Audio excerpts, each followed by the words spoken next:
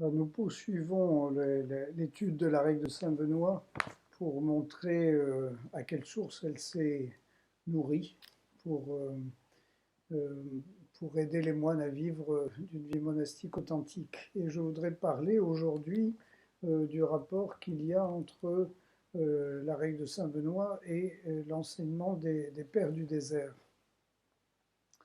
En effet, cette référence au Père est importante puisqu'on la trouve même dans la règle à la fin, tout à fait à la fin, au chapitre 73, où Saint Benoît évoque l'enseignement de ces hautes figures de la vie monastique dès l'origine, et dans lesquelles les moines peuvent se retrouver pour atteindre les hautes cimes de l'expérience spirituelle.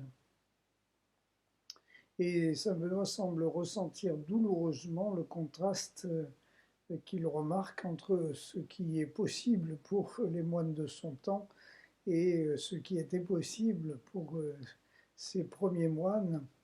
À plusieurs reprises, il évoque des pratiques que les moines de son temps sont incapables de mettre en œuvre, alors que dans la première génération, c'était tout à fait possible. Par exemple, il évoque le chant des psaumes que les moines d'Égypte, selon lui, euh, pouvaient dire en une seule journée, les 150 psaumes, alors que pour les moines de son temps, il est même difficile de les dire en une semaine.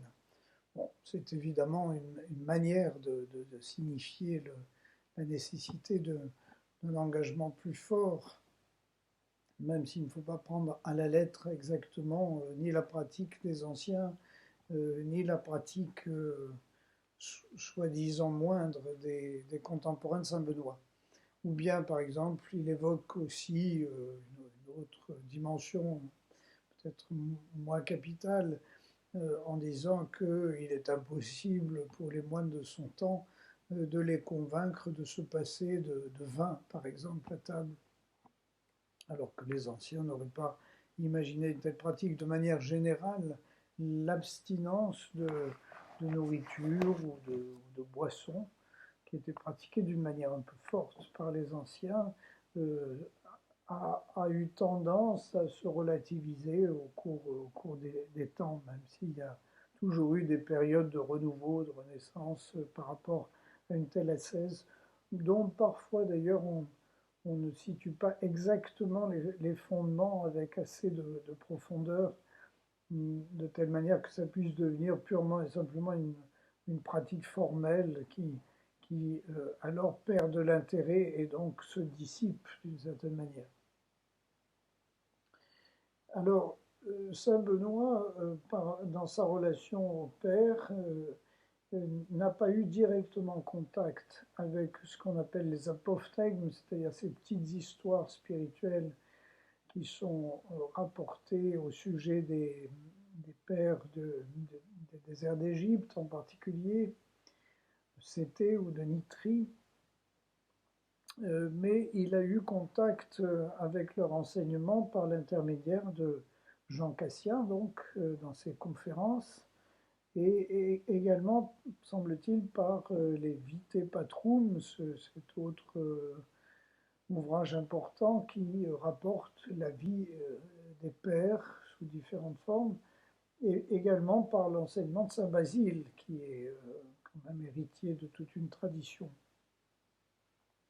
Donc, ça n'est pas simplement un idéal lointain, c'est une véritable source pour lui et qu'il cherche à adapter à son époque et dans le cadre de la culture dans laquelle il vit. Alors essayons de dégager quelques fondements, quelques marques de cet enseignement des pères qui vont être relayés par Saint Benoît par la suite.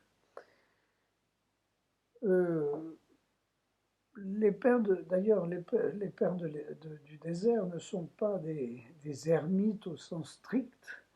et c'est ce qui fait qu'il y a quand même des accointances avec la vie monastique dans toute sa tradition, même cénobitique, ne sont pas des ermites au sens strict, sont des groupements d'ermites en quelque sorte, sans organisation rigoureuse d'une vie commune évidemment, avec simplement une réunion hebdomadaire, la synaxe, durant laquelle il y a une liturgie dominicale, puisque ça se passe le dimanche en général, un repas commun et une conférence spirituelle souvent.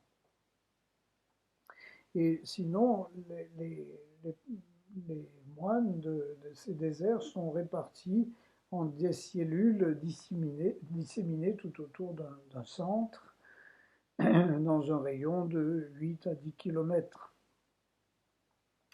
Et la cellule regroupe un ancien entouré de quelques disciples, souvent, même s'il y en a qui peuvent vivre seuls, mais c'est plus rare.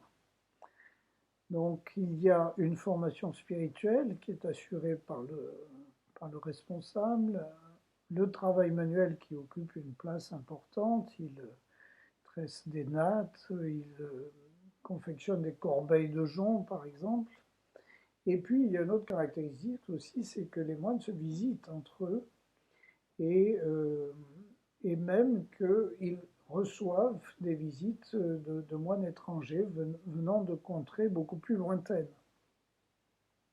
Donc il y a une consultation mutuelle pour la richesse de l'enseignement spirituel qui se partage et qui fait que quelques éléments de vie commune se dégagent de leur existence.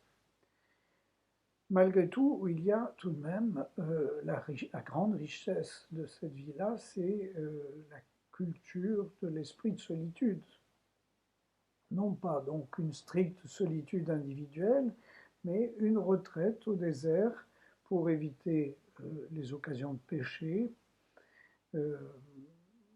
mais aussi pour entretenir surtout le souvenir de Dieu d'une manière la plus permanente possible avec une prière continuelle, ce que les anciens appellent la prière pure, c'est-à-dire une réminiscence permanente de la parole de Dieu et de la rumination de cette parole de Dieu pour vivre en présence de l'auteur de cette parole, en présence de Dieu, comme l'élément vivifiant de l'existence des moines.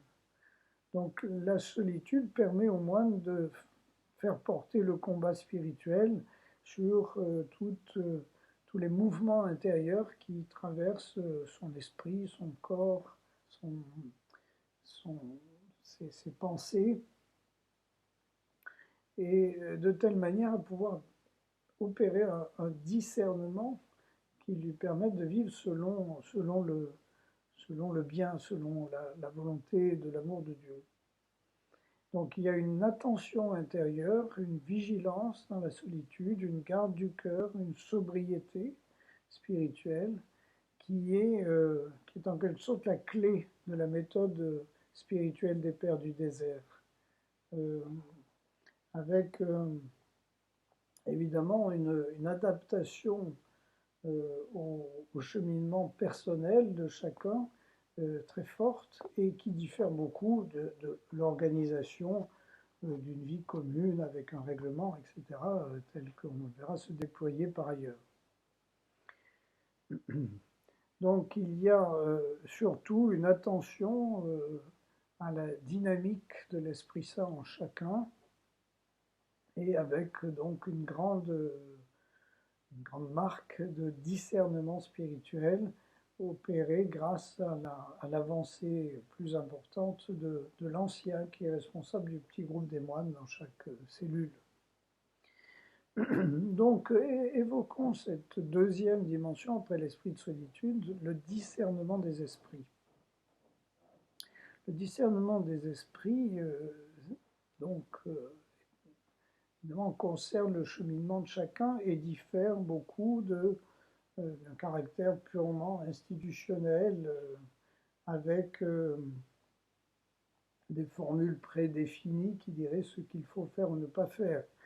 Le discernement des esprits permet d'aborder les situations dans leur variété extrême et avec des mises en œuvre qui sont de caractère très, très varié. Et donc, dans cette opération, le rôle de l'Abba, c'est-à-dire du père spirituel, va être considérable. Normalement, c'est quelqu'un qui est arrivé à un degré de pacification de l'âme relativement haut et qui est en mesure de le partager, ou du moins de se rendre attentif aux autres de ce point de vue-là, et aussi qui a acquis conjointement une expérience très profonde de la charité divine dans une existence humaine. Donc, pour pouvoir opérer le discernement des esprits afin de marcher vers cette voie de pacification et de mise en œuvre de l'amour, le disciple est invité à manifester ses mouvements intérieurs à son Abba, à son abbé, à son père spirituel, avec une sincérité totale, absolue, de telle manière qu'il puisse y avoir cette opération de discernement, c'est-à-dire de distinction des pensées, de manière à ce qu'un tri puisse s'opérer en quelque sorte. Et donc ça implique de la part du disciple de suivre en toute écoute, en toute soumission, les conclusions qui adviendront de cette ouverture du cœur, avec une attention très particulière aux exemples de l'ancien et des autres anciens qui vivent dans le désert, car les pères insistent que l'exemple est un enseignement encore plus fort que les paroles. Et si bien que le père spirituel a souvent une attitude non directive, assez déconcertante pour nous, et qui invite simplement à vivre un peu comme il en témoigne par ses manières de faire, en quelque sorte. Ce qui est intéressant aussi, c'est que dans le désert, cette paternité spirituelle a un caractère collégial. On voit des disciples demander conseil à plusieurs anciens et qui veillent bien à ne pas se contredire les uns les autres avec beaucoup de finesse. Et quelquefois, il y a des petites rectifications par rapport à tel ou tel conseil, avec tact, avec charité, avec humour parfois. Le vrai père spirituel, en fait, c'est le Saint-Esprit, à l'égard duquel il faut une grande docilité. Le père spirituel n'est qu'un chaînon d'une tradition spirituelle qu'il a très personnellement assimilé et qui rend disponible d'autant plus au travail de l'Esprit Saint. Donc il y a cette dimension du discernement liée à l'accompagnement spirituel qui est une marque très très forte du désert. Et enfin, un autre point qui est important, c'est celui de l'obéissance et en vue de la charité fraternelle. Autant les pères sont soucieux de ne pas s'imposer, de ne pas jouer un rôle de commandement, à plus forte raison de domination, autant le disciple doit être disposé à vraiment être dans l'écoute, une écoute très profonde, très intérieure, dans le silence. Et donc, comme un fondement de la dynamique spirituelle du moine du désert. Attitude foncière de remise de soi, d'humilité, pour ne pas s'en remettre simplement à son propre jugement. Le disciple doit être toujours prêt à écouter et à mettre en œuvre, en renonçant éventuellement même à ses goûts spontanés, à ses préférences, mais surtout dans un esprit de charité. Il ne s'agit pas de devenir totalement dépourvu de jugement personnel ou de volonté personnelle. Il s'agit de mettre en quelque sorte toutes ces potentialités au service d'une dynamique plus grande que soi. Et c'est tout le sens de l'obéissance. Par exemple, l'abbé Isaïe, au désert, d'après Cassien, insiste beaucoup dans ce domaine de la charité fraternelle comme marque, comme vérification en quelque sorte de la profondeur spirituelle dans les relations interpersonnelles. La voie qui consiste à se renoncer, à se vider de son moi illusoire, en quelque sorte de ses apparences, pour accéder à sa vraie personnalité, à sa vraie nature, à son véritable jeu, son véritable moi. C'est tout à fait le programme, en quelque sorte, de l'obéissance. Et la prière de contemplation n'advient que dans le prolongement de ce renoncement, de ce dépouillement. Sinon, elle est illusoire. On peut finalement dire que la pratique des pères du désert, qui se concentre autour de ces quelques marques qui vont retenir l'attention de saint Benoît, est pleine de douceur et de condescendance pour les autres, mais une certaine rigueur, une certaine austérité même pour soi-même, avec un travail réglé par la discrétion, qui est le même mot que discernement. Et les manques de discrétion, les manques de mesure sont fortement condamnés par les pères, ce que saint Benoît retiendra très fortement. L'ascèse des pères du désert peut nous paraître rude dans certains exemples, mais en même temps les conditions de vie de cette époque sont assez semblables un peu partout. Et il est vraiment important de savoir relativiser l'ascèse ou de l'ordonner à une perspective première de renoncement au moi et de charité, comme on l'a dit, et d'adaptation aux personnes. Donc c'est une transformation de soi, y compris dans sa dimension corporelle, tel que le dit saint Antoine, par l'exercice, par l'ascèse. Le mot ascèse veut dire exercice, hein, par l'ascèse, tout le corps est transformé et vient en quelque sorte sous le pouvoir de l'Esprit Saint. Saint Antoine disait: je pense que déjà cette participation lui est accordée à ce corps qu'il recevra lors de la résurrection des justes. Il y a donc une perspective de transfiguration, de métamorphose, et la fête de la transfiguration, en tout cas le passage de transfiguration dans l'Évangile, représente un grand enseignement pour les premiers moines. Il s'agit de parvenir à une unification intérieure pour accueillir la grâce et la faire fructifier. Et tout l'être participe à cette recherche-là. Et c'est vraiment le sens de la vie monastique tel que saint Benoît va le relayer.